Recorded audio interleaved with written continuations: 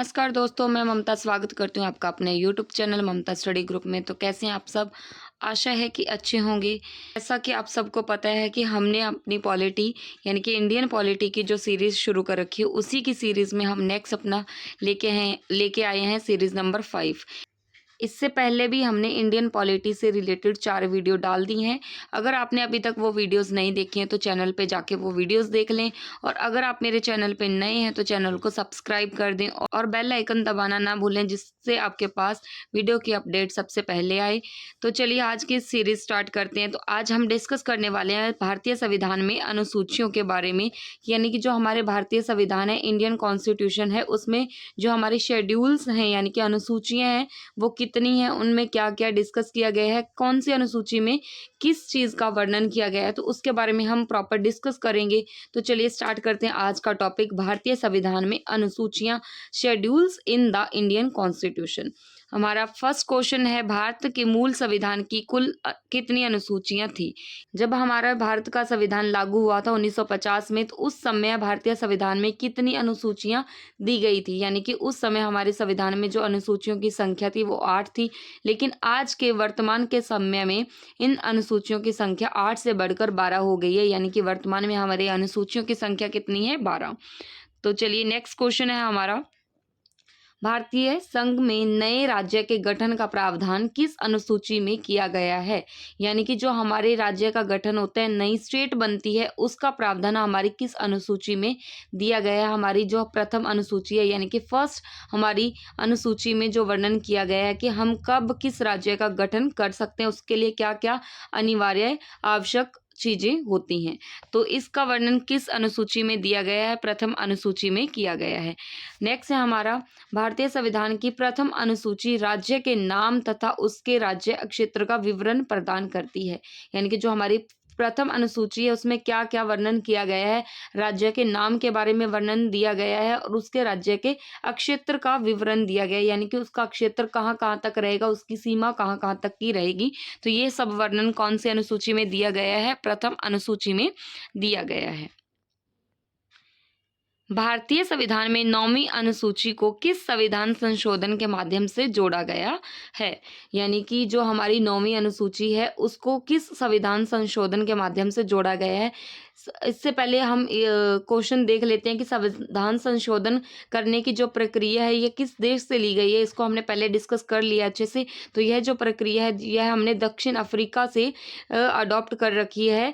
तो जो हमारी 9वीं अनुसूची है यह किस संविधान संशोधन के अंतर्गत ऐड किया गया था? जो हमारा प्रथम संविधान संशोधन हुआ था 1951 में, उस संविधान संशोधन में हमने क्या किया था? 9वीं अनुसूची को हमारे संविधान में जोड़ा था। तो अगर ये क्वेश्चन घुमा के पूछ लिया जाए कि जो हमारा संविधान संशोधन हुआ था प्रथम, वो कब हुआ था? 1951 में।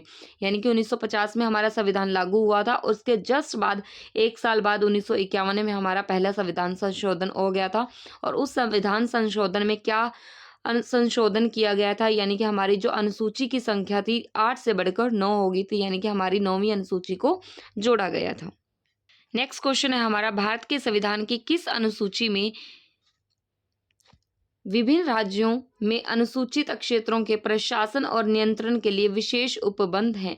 यानी कि जो हमारे राज्यों में जो अनुसूचित क्षेत्र हैं उनसे संबंधित जितने भी विवरण दिया गया है वो कौन से अनुसूची में दिया गया है? वो 5वीं अनुसूची में वर्णन दिया गया है। नेक्स्ट क्वेश्चन है हमारा, सरकारों द्वारा शुल्क एवं कर लगाने का अधिकार संविधान की किस अनुसूची में उल्लेखित किया गया है? यानी कि जो हमारा टैक्स लगाने का अधिकार है जो हमारा सरकार द्वारा कौन से अनुसूची में शामिल किया गया है? 7वीं अनुसूची में शामिल किया गया है। जो टैक्स लगाने का पूरा प्रोसेस है वो कौन से अनुसूची में शामिल है? 7वीं अनुसूची में। नेक्स्ट क्वेश्चन है हमारा, राज्य भूमि सुधार अधिनियम को संवैधानिक सुरक्षा प्रदान करने हेतु इसे किस अनुसूची में शामिल किया गया है, सम्मिलित किया गया है? 9वीं अनुसूची में। 9वीं अनुसूची को जोड़ा कब गया था संविधान में? 1951 में। जो हमारा प्रथम संविधान संशोधन हुआ था 1951 में, तब कौन सी अनुसूची को जोड़ा गया था हमारे संविधान में? 9वीं अनुसूची को। नेक्स्ट है हमारा 10वीं अनुसूची, यानी कि जो हमारी 10वीं अनुसूची थी उसको 1985 में जो हमारा संविधान संशोधन हुआ था 52, उसमें जोड़ा गया था। और जब इसमें संशोधन किया गया था वो कब किया गया था? जो संविधान संशोधन 2003 में हुआ था, 91 संविधान संशोधन, उसमें इसमें संशोधन किया गया था। और इसे दल बदल विरोधी कानून भी कहा जाता है। क्यों? और नेक्स्ट हमारा इंपॉर्टेंट क्वेश्चन जो बन रहा है यहाँ पे, अंग्रेजी भारत में बोली जाने वाली एक प्रमुख भाषा है, परंतु इसे संविधान की 8वीं अनुसूची में शामिल नहीं किया गया है। जो हमारी अंग्रेजी भाषा है यह हमारे देश में बहुत ज़्यादा बोली जाती है, बहुत ज़्यादा समझी जाती है, लेकिन जो हमारी संविधान की अनुसूची में शामिल हमारी भाषाएं हैं, कितनी भाषाएं हैं? हमारी 22 भाषाएं हैं, उसमें हमारी अंग्रेजी भाषा है वो शामिल नहीं की गई है। यह हमारी 8वीं अनुसूची में शामिल नहीं है। कौन सी भाषा शामिल नहीं है? अंग्रेजी भाषा। तो ऐसा क्वेश्चन भी पूछ लिया जाता है कि जो अंग्रेजी भाषा है यह हमारे 8वीं अनुसूची में शामिल है या नहीं, जो हमारी भाषाएं हैं उसमें शामिल है या नहीं। तो हमें ये कंफर्म रहना चाहिए कि जो हमारी अंग्रेजी लैंग्वेज है यह हमारी 8वीं अनुसूची में शामिल नहीं है।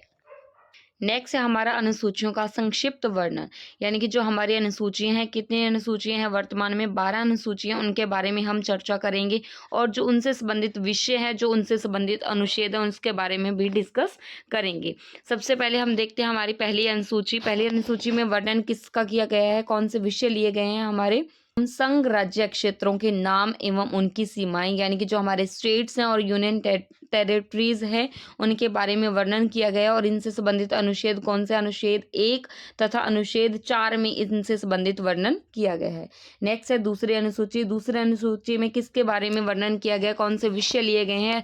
राष्ट्रपति, राज्यपाल, लोकसभा, राज्य विधानसभाओं के अध्यक्ष और उपाध्यक्ष, राज्यसभा, राज्य विधान परिषदों के सभापति और उपसभापति, सर्वोच्च न्यायालय, उच्च न्यायालय के न्यायाधीश, भारत का नियंत्रक एवं महालेखा परीक्षक, पदाधिकारियों के वेतन, भत्तों तथा पेंशन आदि से जुड़ी प्रावधान है, उनसे जुड़े प्रावधान जो हैं वो हमारी दूसरी अनुसूची में वर्णन किया गया है। और इससे संबंधित जो अनुच्छेद हैं, अनुच्छेद 59 और उसका कौन सा पार्ट? 3rd पार्ट उसका, और अनुच्छेद 65 का 3rd पार्ट, अनुच्छेद 75 का 6वां पार्ट, और अनुच्छेद 97, अनुच्छेद 125 और अनुच्छेद 148 का 3rd पार्ट, और अनुच्छेद 158 का 3रा पार्ट, और अनुच्छेद 164 का 5वां पार्ट, और अनुच्छेद 186 और अनुच्छेद 221, यानी कि इन सभी अनुच्छेद में वर्णन किया गया है दूसरी अनुसूची के बारे में। नेक्स्ट है हमारी 3rd अनुसूची में कौन से विषय लिए गए हैं? संघ राज्य मंत्री, संसद, राज्य विधानमंडल के सदस्य व चुनावों के प्रत्याशी, न्यायाधीश आदि द्वारा ली जाने वाली शपथों या प्रतिज्ञानों के प्रारूप दिए गए हैं। यानी कि जो हमारे शपथ लेते हैं, जो हमारे विधानसभा, इनसे संबंधित जो मंत्री हैं वो शपथ लेते हैं, उनका वर्णन कौन सी अनुसूची में किया गया है? तीसरी अनुसूची में किया गया है। और इनसे संबंधित जो हमारे अनुच्छेद हैं वो कौन कौन से हैं वो देख लेते हैं। अनुच्छेद 75 का 4था पार्ट, अनुच्छेद 84, अनुच्छेद 99, अनुच्छेद 124 का 6ठा पार्ट, और अनुच्छेद 148 का 2रा पार्ट, अनुच्छेद 164 का 3रा पार्ट, अनुच्छेद 173, अनुच्छेद 188 और अनुच्छेद 219, यानी कि इन सभी अनुच्छेदों में वर्णन किया गया है हमारी तीसरी अनुसूची का। और तीसरी अनुसूची में कौन से विषय लिए गए हैं? जो हमारे बड़े बड़े पद होते हैं, जो पदाधिकारी होते हैं, उनसे संबंधित जो ली जाने वाली शपथ है उसका वर्णन किया गया है हमारी तीसरी अनुसूची में। इसके बाद है हमारी चौथी अनुसूची में किसका वर्णन किया गया है, यानी कौन कौन से विषय लिए गए हैं? वो हैं राज्य और संघ राज्य क्षेत्रों के लिए राज्यसभा में स्थानों का आवंटन, यानी कि जो हमारे राज्य और यूटी हैं उनमें राज्यसभा में कितने कितने स्थान, यानी कि कितनी कितनी सीटों का आवंटन किया जाएगा, वो कौन से अनुसूची में वर्णन किया गया है? हमारी चौथी अनुसूची में। और इससे संबंधित जो अनुच्छेद हैं, अनुच्छेद 4 का पार्ट नंबर 1 और अनुच्छेद 80 का पार्ट नंबर 2, यानी कि इन दोनों अनुच्छेदों में वर्णन किया गया है चौथी अनुसूची के बारे में। नेक्स्ट है 5वीं अनुसूची। पांचवी अनुसूची में किसका वर्णन किया गया है, कौन से विषय लिए गए हैं? अनुसूचित क्षेत्रों में जनजातियों के प्रशासन तथा नियंत्रण से जुड़े प्रावधान, यानी कि जो अनुसूचित जातियां और जनजातियां, एससी और एसटी के प्रशासन से संबंधित जितने भी नियम है वो 5वीं अनुसूची में दर्ज किए गए हैं और इससे संबंधित जो हमारा अनुच्छेद है, अनुच्छेद रहेगा 244 का एक पार्ट। नेक्स्ट है हमारी अनुसूची नंबर 6 यानी कि छठी अनुसूची। छठी अनुसूची में किस विषयों का वर्णन किया गया है? असम, मेघालय, त्रिपुरा और मिजोरम राज्यों के जनजातीय क्षेत्रों के प्रशासन से संबंधित उपबंध। यानी कि जो हमारे ये 4 स्टेट हैं, इनसे संबंधित इनकी जनजातियों से संबंधित जितने भी प्रशासन, जितने भी विषय हैं, वो सब कौन सी अनुसूची में वर्णन किया गया है? वो छठी अनुसूची में वर्णन किया गया है। और इनसे संबंधित जो अनुच्छेद हैं वो है अनुच्छेद 244 का दूसरा पार्ट और अनुच्छेद 275 का पहला पार्ट। यानी कि इन दोनों अनुच्छेदों में जो वर्णन किया गया है वो छठी अनुसूची के बारे में वर्णन किया गया है। और यहाँ पे हमारे 4 स्टेट दे रखे हैं, इनकी हम कैपिटल्स के बारे में भी देख लेते हैं। असम की राजधानी है दिसपुर, मेघालय की राजधानी शिलोंग और त्रिपुरा की राजधानी अगरतला और मिजोरम की राजधानी है आइजोल। यानी कि जो हमारी स्टेट्स हैं, इनकी राजधानी के बारे में भी क्वेश्चन पूछ लिया जाता है, तो हम उनको भी ऐसे ही डिस्कस करते चलेंगे। जिस राज्य का वर्णन किया जाएगा उनसे संबंधित हम उसकी कैपिटल्स के बारे में भी पढ़ते जाएंगे। नेक्स्ट है हमारे पास अनुसूची नंबर 7। इससे आगे हमारी 7वीं अनुसूची। 7वीं अनुसूची में जो विषय हैं वो हैं संघ सूची, राज्य सूची तथा समवर्ती सूची में शामिल विषय। इनमें जो जो विषय शामिल हैं उनके बारे में जो वर्णन किया गया है वो 7वीं अनुसूची में वर्णन किया गया है। ये हमने पहले भी डिस्कस किया था। संघ सूची, राज्य सूची और समवर्ती सूची हमारी 3 सूचियां हैं और इसमें जो शक्तियों का बंटवारा होता है, संघ सूची से जो जुड़े विषय होते हैं उनमें कानून बनाने का अधिकार केंद्र के पास होता है। राज्य सूची पे कानून बनाने का अधिकार, उसको लागू करने का अधिकार राज्यों के पास होता है। और समवर्ती सूची ऐसी सूची है जिन पे कानून बनाने और उस पर काम करने का अधिकार दोनों का होता है, यानी केंद्र और राज्य मिलकर इन विषयों पे काम करते हैं। और इनसे संबंधित जो अनुच्छेद है, यानी कि 7वीं अनुसूची से संबंधित जो अनुच्छेद है हमारे पास अनुच्छेद 246 में हमारा 7वीं अनुसूची के बारे में वर्णन किया गया है। आगे हमारी 8वीं अनुसूची। 8वीं अनुसूची इससे पहले भी हमने डिस्कस किया है कि 8वीं अनुसूची में हमारी भाषाओं के बारे में वर्णन किया गया है। संविधान द्वारा मान्यता प्राप्त 22 भाषाओं की सूची।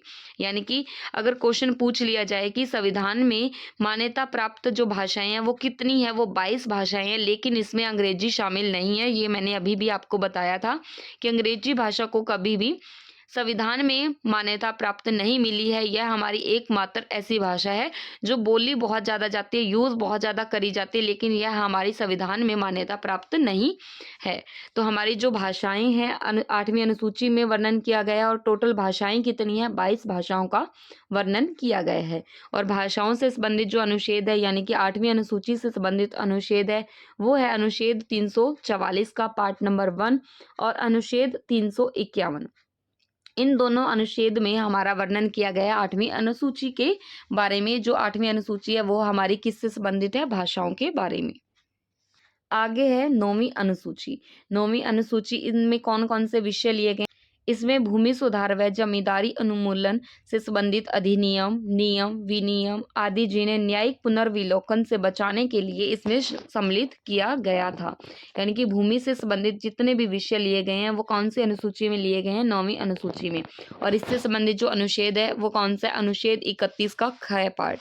यानी कि अनुच्छेद जो 31 है उसका ख पार्ट जो संबंधित है वो किस अनुसूची से संबंधित है? 9वीं अनुसूची से। आगे हमारी 10वीं अनुसूची। 10वीं अनुसूची से संबंधित अभी हमने क्वेश्चन डिस्कस भी किया था।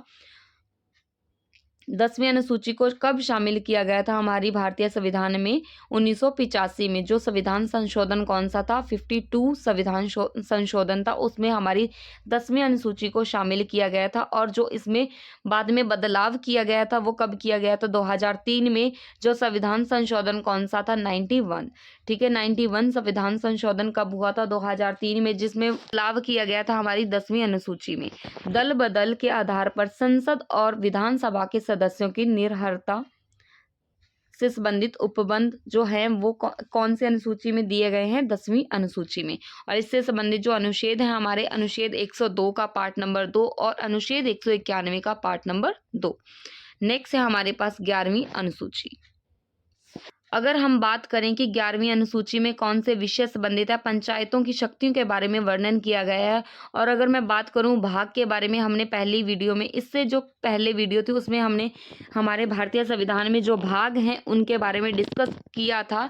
तो जो हमारे पंचायत से संबंधित भाग कौन सा था, भाग नंबर 9 यानी कि भाग 9 में वर्णन किया गया था हमारे पंचायतों के बारे में। और अभी हम अनुसूची पढ़ रहे हैं, तो अनुसूची कौन सी है, पंचायत से संबंधित 11वीं अनुसूची है। और अनुच्छेद कौन सा, अनुच्छेद 243 का 6 पार्ट। आगे हमारी अनुसूची नंबर 12 यानी कि 12वीं अनुसूची। 12वीं अनुसूची में किसके बारे में वर्णन किया गया है, नगर पालिकाओं की शक्तियों व उत्तरदायित्व निर्धारित किए गए हैं।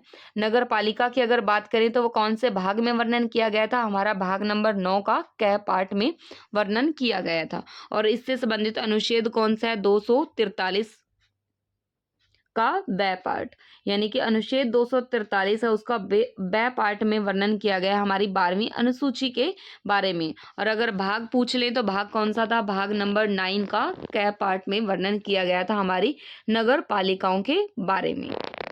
लास्ट है हमारे पास 8वीं अनुसूची में सिंधी भाषा 21वें संविधान संशोधन अधिनियम 1967 द्वारा जोड़ी गई थी। यानी कि जो हमारी सिंधी भाषा के बारे में पूछ लिया जाए तो वो कब जोड़ी गई थी, 1967 में। और संविधान संशोधन नंबर कौन सा था, 21वां। यानी कि 21वां जो संविधान संशोधन हुआ था, कब हुआ था, 1967 में। और उसमें क्या परिवर्तन किया गया था, जो हमारी 8वीं अनुसूची है, भाषाओं से रिलेटेड जो अनुसूची है, उसमें हमारी सिंधी भाषा को जोड़ा गया था। तो आज हमने अपनी पूरी अनुसूचियों के बारे में वर्णन किया है, डिस्कशन किया है। जो हमारे भारतीय संविधान में अनुसूचियों के बारे में जिक्र किया गया है उनको हमने अच्छे से डिस्कस कर लिया है। अगर अभी तक आपने चैनल को सब्सक्राइब नहीं किया है तो चैनल को सब्सक्राइब कर दें। और अगर आपको वीडियो पसंद आई हो तो वीडियो को लाइक करना ना भूलें। तो चलिए मिलते हैं अपनी नेक्स्ट वीडियो में, तब तक के लिए धन्यवाद। जय हिंद, जय भारत।